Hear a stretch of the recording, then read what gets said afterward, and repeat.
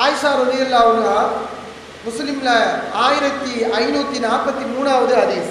ஆயிஷா ரலியல்லாஹு அவங்களை பற்றி நமக்கு தெரியும். அவங்க குர்ஆன்ல நல்ல விவரம் உள்ளவங்க, அறிவாளிகளாக இருப்பாங்க. அப்படிப்பட்ட ஒரு பெண்மணி, அவங்ககிட்ட ஒரு செய்தி வருது. என்ன செய்தி? ஒருவர் இறந்து விட்டார். இறந்தவர் இருக்கும்போது அவருடைய குடும்பத்தார்கள் அழுதால் இவர்கள் அழுகிற காரணத்தினால மையத்து தண்டிக்கப்படும். யார் அழுகிறனால? உயிரோட உள்ளவன் அழுகிறனால செத்து போனவனை நல்லா தண்டிப்பான் அப்படின்னு ரசூலுல்லாஹ் சொன்னதா ஒரு ஹதீஸ் வருது. ஆயிஷா ரலியல்லாஹுடைய செவிக்கு வருது. யார் வழியா வருது?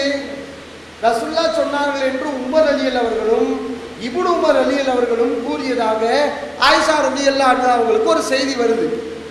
இப்படி ஒரு ஹதீஸை கேள்விப்பட்டிருக்கீங்களா? உயிரோட உள்ளவங்க அழுகிறதுனால மையத்து தண்டிக்கப்படும்னு இருக்குது, முஸ்லிம்ல இருக்குது. அப்ப உமர் ரலியல்லாஹு அவங்க சொன்னாங்க, இப்படி இப்னு உமர் இப்படி சொன்னாங்கன்னு ஆயிஷாவுடைய காதுக்கு வருது. ஆயிஷா ரலியல்லாஹு என்ன செய்றாங்க? ரசூலுல்லாஹி ஸல்லல்லாஹு அலைஹி வஸல்லம் அப்படி சொல்லவில்லை, உடனே மறுத்துறாங்க. அவங்களுடைய காதுக்கு வந்தோடனே ஆயிஷா ரலியல்லாஹு அவங்களுக்கு தெரியுது, நபி அவர்கள் இப்படி சொல்லி இருக்க மாட்டார்கள், நபி அவர்கள் சொல்லவே இல்லை. வலாக்கின்ன சமயுக்தி, நீங்க உமர் சொன்னதா எனக்கு அறிவிக்கிறீங்க, இப்னு உமர் சொன்னதாக நீங்கள் அறிவிக்கிறீர்கள். இந்த உமரும் இப்னு உமரும் பொய்யர்கள் கிடையாது, நல்லவர்கள் தான். ஆனா நல்லவனா இருந்தா கூட கேட்கறதுல கொஞ்சம் முன்ன பின்ன தப்பா கேட்டலாம். அந்த மாதிரி உமரும் இப்னு உமரும் ரெண்டு சஹாபாக்கள். இந்த ஹதீஸ் எத்தனை பேர் அறிவிக்கிறாங்க? ரெண்டு சஹாபாக்கள் அறிவிக்கிறாங்க. ஆயிஷா ரலியல்லாஹு சொல்றாங்க, உமர் நல்லவர் தான், இப்னு உமரும் நல்லவர் தான், ஆனால் கேட்கறதுல எங்கேயே மிஸ்டேக் ஆயிருக்கு. ஏன் ரசூலுல்லாஹ் இதை சொல்லல? குர்ஆன் நல்லா சொல்றான், அல்லா தஸிரு வாசிரத்து மிஸ்ர உஹ்ரா, ஒருவருடைய பாவத்தை இன்னொருவர் சுமக்க முடியாது அப்படின்னு அல்லாஹ் சொல்றான். இங்க இவன் அழுகிறனால அவனை தண்டிக்கிறது என்ன நியாயம்? செத்து போயிட்டான் ஒருத்தவன், அவனை சுத்தி குடும்பத்தார்கள் அழுகிறார்கள்.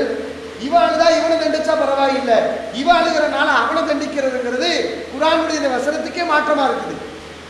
ஒருவருடைய பாவத்தை இன்னொருவர் சுமக்க முடியாதுன்னு அல்லாஹ் சொல்லுகிறார். அதுக்கு மாற்றமா ரசூலுல்லாஹ் சொல்லுவாங்களா?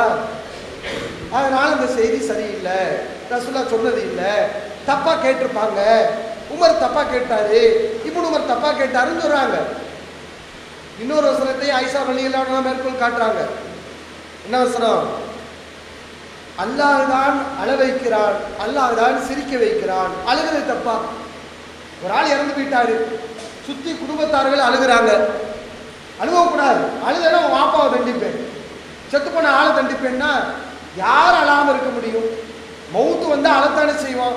அழுகிறதா தப்பு? அல்லாஹ் தான் அழ வைக்கிறான், அல்லாஹ் தான் சிரிக்க வைக்கிறான். ஒப்பாரி வச்சா தப்புன்னு சொல்லலாம். ஆனா இந்த செய்தியில இவன் அழுகிறதுனால அவன் தண்டிக்கப்படுகிறான்னா அழுகிறதே கூடாதுன்னு சொல்லப்படுது.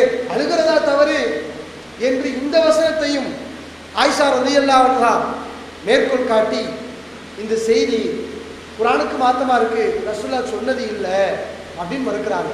இது முஸ்லிம்ல இருக்கு. அப்ப நீங்க கவனிங்க, இது என்ன தௌஹீத மாத்தா புதுசா உருவாக்குன ஒரு அடிப்படையா? இதான் அடிப்படைத்தான் பேசிக்கு.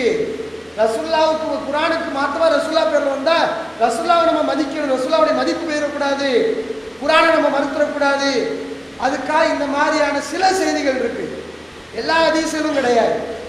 ஆயிரக்கணக்கான ஹதீஸ்கள் இருக்கு. அம்முடு ஹதீஸ்மா குர்ஆனுக்கு முரண்படுது. அந்த ஹதீஸ்ல ஏதோ ஒரு 10-20 சில ஹதீஸ்கள் இருக்குது. அந்த ஹதீஸ்களை தான் நம்ம என்ன செய்யறோம்? குர்ஆனுக்கு மாற்றமா இருந்தா ஏற்றுக்கிற கூடாது என்று நம்ம சொல்றோம். இப்ப இது சம்பந்தமா குர்ஆனுக்கு மாற்றமா உள்ள அந்த ஏன் அந்த ஹதீஸ்களை நம்ம மறுக்கிறோம் என்ற ஒரு அடிப்படை உங்களுக்கு புரியுதா? ஹதீஸ்கள் மேல நமக்கு வெறுப்பு இருக்குது, அதனால நம்ம மறுக்கிறோமா? அதனாலே மறுக்கிறோம் இல்லை. அல்லது முரண்பரமாய் தெரியுதுன்னு சொல்லிட்டு சும்மா மேலோட்டமா நுனிப்புள் மேஞ்சமாய் மேய்ச்சிட்டு அதை நம்ம மறுத்துட்டு போயிடுவோமா? அப்படின்னு கிடையாது. முடிஞ்ச அளவு இணைச்சு விளக்கம் கொடுக்குறோம். முடியல, எந்த விளக்கமும் நான் சொல்ற விளக்கமும் சரி வரல, அவன் சொல்ற விளக்கமும் சரியில்லை, யார் விளக்கம் கொடுத்தாலும் இந்த ஹதீஸ் ஏத்துக்கிற மாட்டேங்குது, அப்படி பட்டவர்த்தமா முரண்படுதுங்கிறப்பதான் நம்ம என்ன செய்யறோம்? அந்த ஹதீஸ்களை மறுக்கிறோம். சரியா?